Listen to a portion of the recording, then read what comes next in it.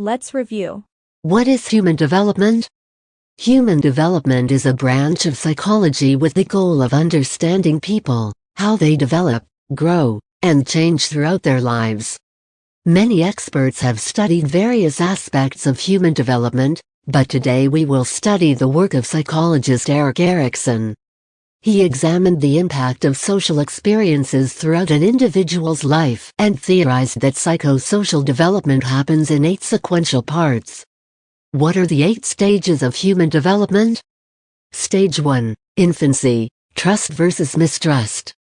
The first stage of Erikson's theory of psychosocial development occurs between birth and 1 year of age and is the most fundamental stage in life. Because an infant is utterly dependent, developing trust is based on the dependability and quality of the child's caregivers. Infants learn to trust based on how well their caregivers meet their basic needs and respond when they cry. If an infant cries out to be fed, the parent can either meet this need by feeding and comforting the infant or not meet this need by ignoring the infant. When their needs are met, infants learn that relying on others is safe. When their needs go unmet, infants grow up to be less trusting. Stage 2, Toddlerhood, Autonomy versus Shame and Doubt. The second stage of Erikson's theory of psychosocial development takes place during early childhood and is focused on children developing a greater sense of personal control. At this point in development, children are just starting to gain a little independence. They are starting to perform basic actions on their own and making simple decisions about what they prefer. Like in the first stage, toddlers go through this stage responding to their caregivers. If caregivers encourage them to be independent and explore the world on their own, toddlers will grow up with a sense of self-efficacy.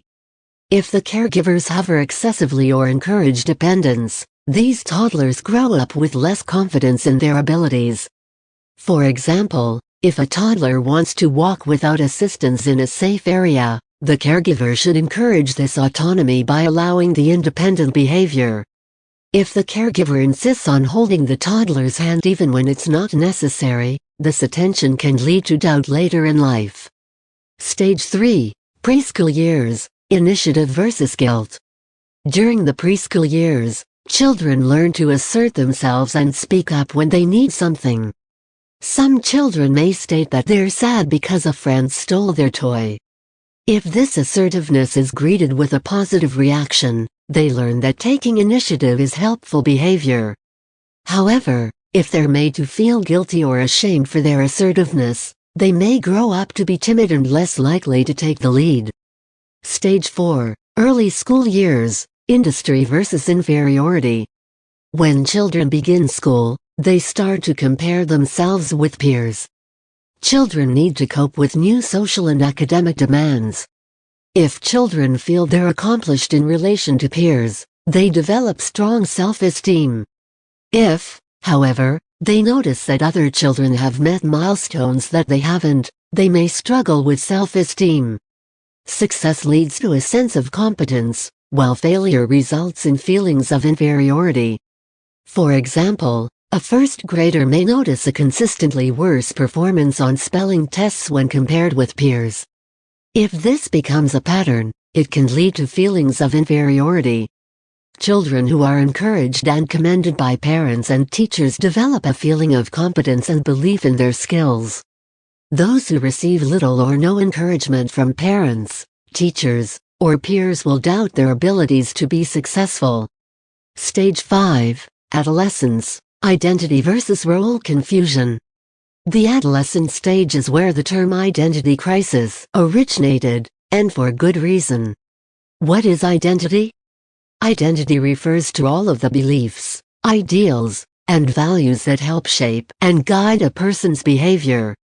Completing this stage successfully leads to fidelity, which Erikson described as an ability to live by society's standards and expectations. Ego identity is a conscious sense of self that we develop through social interaction and becomes a central focus during the identity versus confusion stage of psychosocial development. According to Erikson, Our ego identity constantly changes due to new experiences and information we acquire in our daily interactions with others. As we have new experiences, we also take on challenges that can help or hinder the development of identity. Adolescence is all about developing a sense of self and personal identity. Adolescents who can clearly identify who they are, grow up with stronger goals and self-knowledge. Success leads to an ability to stay true to yourself, while failure leads to role confusion and a weak sense of self. Stage 6. Young Adulthood, Intimacy versus Isolation. In young adulthood, which begins roughly at age 19, people begin to solidify their lifelong bonds.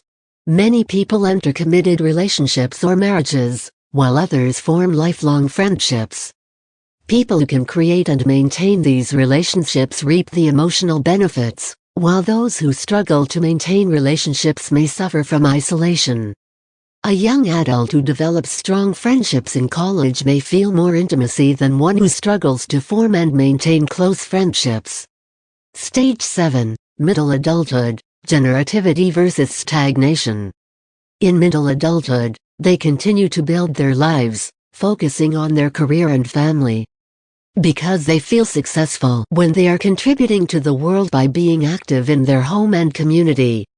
Those who feel that they're contributing experience generativity, which is the sense of leaving a legacy.